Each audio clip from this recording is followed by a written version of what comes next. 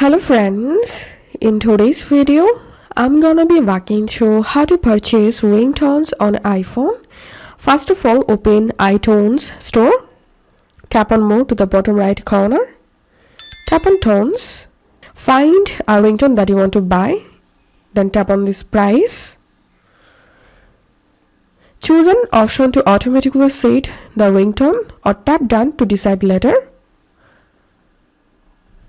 And double tap on your side button to verify, and you might need to enter your Apple ID password to complete your purchase.